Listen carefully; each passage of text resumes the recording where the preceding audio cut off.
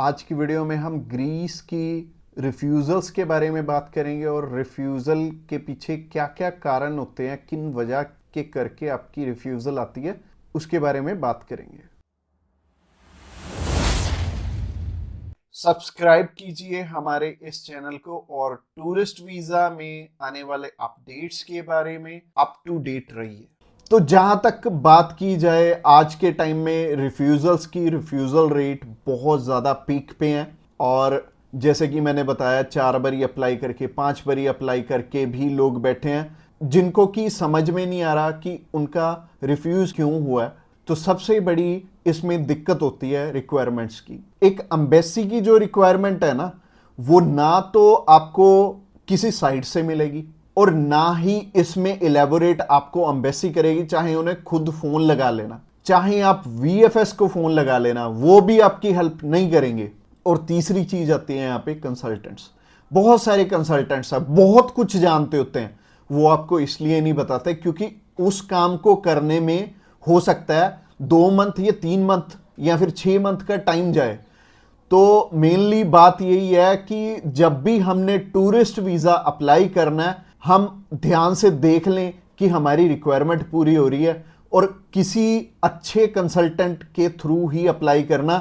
मैं तो एक चीज़ बोलता हूं कि बड़े नाम के पीछे तो कभी मत जाना। देखो अभी कोई बड़ा नाम है तो उन्हें कोई फर्क नहीं पड़ता कि आपका वीज़ा आए चाहे आपका रिफ्यूज़ हो। बट हाँ, जैसे हमारे जैसी कंपनीज हैं जो कि अप्लाई करने का भी खर्चा बहुत कम लेते हैं और इसके बाद भी आपको पूरी पूरी सपोर्ट करते हैं हर एक फील्ड में, हर एक चीज में आपकी डॉक्यूमेंटेशन बहुत अच्छे से बनाते हैं। क्योंकि जितने नॉमिनल कोस्टिंग हम लेके चल रहे हैं ना, अगर आपका वीजा आएगा तभी हमारा बेनिफिट है। अगर आपका वीजा आएगा, आप 10 रेफरेंस हमें दोगे तभी हमारा बेनिफिट है, अदरवाइज हमारा कोई बेनिफिट नहीं है। जो पर्सन आपसे ऑलरेडी 25,000 50,000 रुपए एडवांस में ले रहा है, उन्हें आपकी प्रोफाइल से कोई मतलब नहीं है। अच्छा, दूसरी तरह के कंसल्टेंट ये हैं कि जो हायर साइड पे 20-25,000 रुपए आपसे पहले भी लेते हैं और 10 लाख रुपए बाद में भी लेंगे। उन्हें भी आपकी प्रोफाइल से बहुत हद तक कोई मतलब नहीं है क्योंकि उन्होंने आपसे एडवांस ले लिया है और उन्हें यह फर्क नहीं पड़ता कि आपका वीजा आए या ना आए। वो अगर 10 केस अप्लाई करेंगे तो उसमें से एक वीजा तो वैसे ही आ जाता है, तो उनके 10 लाख रुपए तो वैसे ही बन गए। तो उन्होंने आपकी टेंशन क्यों लेनी है? तो सिंपल सी बात है, मैंने आपको अपना मोटिव बता दिया है कि हम रिक्वायरमेंट आपकी अच्छे से क्यों फुलफिल करवाते हैं जब भी आपने टूरिस्ट वीजा अप्लाई करना होता है। क्योंकि हमें आपसे बहुत कम पैसे मिलने हैं। अगर आपका वीजा नहीं आएगा, आपसे हमें रेफरेंस नहीं मिलेंगे, तो हमारा फायदा ही नहीं है इस काम में आने का। इसके अलावा पहला रीजन तो हो गया जो कि रिक्वायरमेंट के ऊपर है कि रिक्वायरमेंट अपनी बहुत अच्छे से समझ लेना और पूरी कर लेना, तभी वीजा अप्लाई करना। और दूसरा रीजन है कि आपके फाइनेंशियल डॉक्यूमेंट्स बहुत अच्छे से फुलफिल नहीं हुए होते। तो फाइनेंशियल डॉक्यूमेंट्स अगर अच्छे से पूरे नहीं होंगे तो एम्बेसी आपको वीजा, आप ही बताइए, कैसे देगी? उन्हें एक प्रॉपर प्रोफाइल चाहिए, उन्हें ऐसी प्रोफाइल चाहिए कि स्टेप बाय स्टेप आपके सारे डॉक्यूमेंट्स आपस में मैच कर रहे होने चाहिए। जैसे कि आपका जो ऑक्यूपेशन है, वहां से आपकी कितनी मंथली इनकम आ रही है और क्या वो उसी प्रोफेशन से इनकम आ रही है आपकी, और आपके फाइनेंशियल्स आपस में मैच कर रहे होने चाहिए, तभी आपका वीजा लगेगा। तो अगर आपको नहीं पता है कि आपके फाइनेंशियल मैच कर रहे हैं या नहीं कर रहे, तो आप क्या कर सकते हैं, आप अभी हमें कॉल कर सकते हैं। आप जान सकते हैं कि आपके फाइनेंशियल अच्छे से मीट कैसे होंगे। और कॉल तो आप इस वीडियो के एंड में ही हमें करना, क्योंकि आगे जो रीजन है वो भी बहुत स्ट्रॉन्ग रीजन है कि आपका वीजा इन इन कारणों से भी हो सकता है। प्रोफाइल का तो मैंने आपको बता दिया कि आप हमें कॉल कर लेना।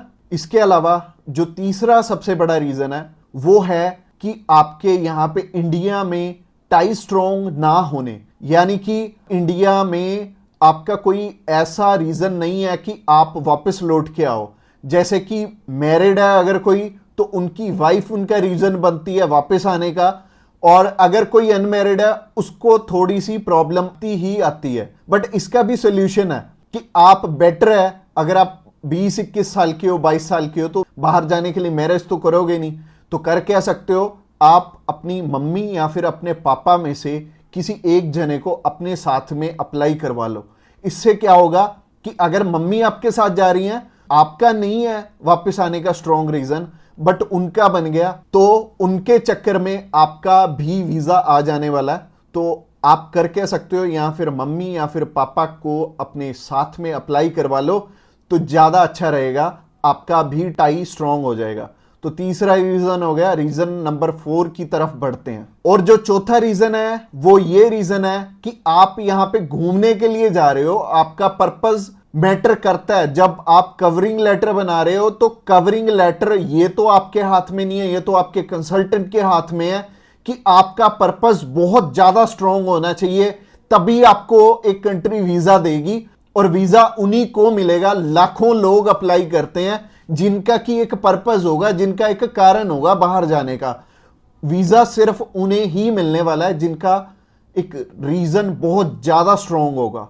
तो रीजन बहुत ज्यादा आपका स्ट्रांग बनाएंगे अगर आप हमारे थ्रू अप्लाई करेंगे। तो ये चौथा कारण था आपका वीजा रिफ्यूज होने का। और ये 4 कारण ही हैं जो सबसे बड़े रिफ्यूजल के आपके चांसेस बनते हैं। जिन कारणों के पीछे ये चारों चीजें अपनी ठीक कर लो। और जैसे मैंने पर्पस में बताया, पर्पस आपका बहुत ज्यादा स्ट्रांग हो जाएगा अगर आप हमारे थ्रू अप्लाई करेंगे। तो अगर आप हमारे थ्रू अप्लाई करना चाहते हैं, आप जानकारी लेना चाहते हैं कि आपके रिक्वायरमेंट पूरी है, क्या आपके फैमिली टाइज स्ट्रांग है, तो आप अभी हमें कॉल करके पता कर सकते हैं कि क्या आपकी रिक्वायरमेंट अच्छे से पूरी है, क्या आपके फाइनेंशियल डॉक्यूमेंट जो कि सबसे ज्यादा इंपॉर्टेंट है आपस में मैच कर रहे हैं। इसके अलावा जो तीसरा कारण था वो था आपके फैमिली टाइज कितने स्ट्रांग है। इसके अलावा चौथा कारण है कि आपका पर्पस हम कितना स्ट्रांगली लगाएंगे।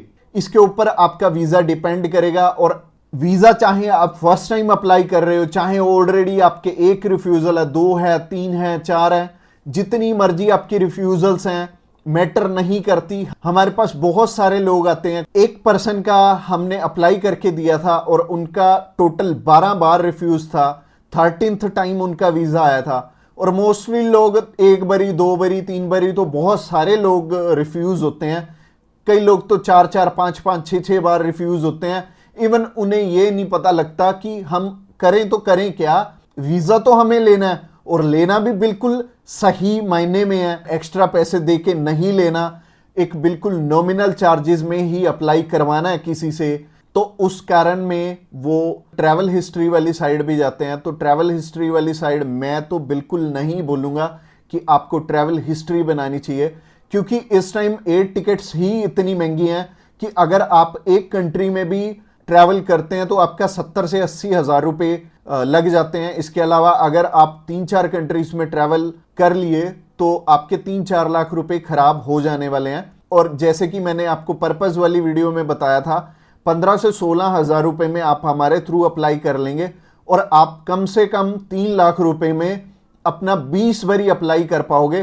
तो ट्रैवल हिस्ट्री पे बिल्कुल भी पैसे मत लगाना। इसके अलावा अगर आप हमें अभी कॉल करना चाहते हो, कॉल कर सकते हो नीचे दिए गए नंबर पे। और इसके अलावा आप हमें व्हाट्सएप पे भी मैसेज कर सकते हो। व्हाट्सएप पे मैसेज करने के लिए डिस्क्रिप्शन बॉक्स में लिंक है, उस लिंक पे क्लिक करते ही आप हमें मैसेज सेंड कर पाएंगे और हम भी आपकी enquiry as soon as possible हम लेने वाले हैं।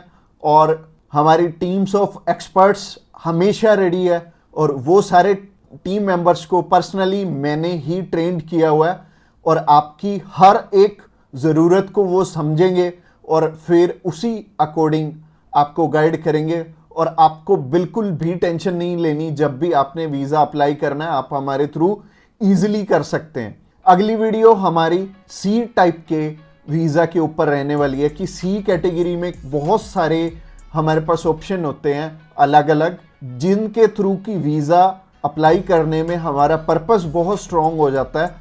तो सी टाइप में जैसे कि बिजनेस वीज़ा हो गया, स्पोर्ट्स वीज़ा हो गया, कल्चर वीज़ा हो गया, मेडिकल वीज़ा हो गया, तो ये सारे वीज़ा के बारे में हम बात करने वाले हैं, जो कि हमारी नेक्स्ट वीडियो रहने वाली है।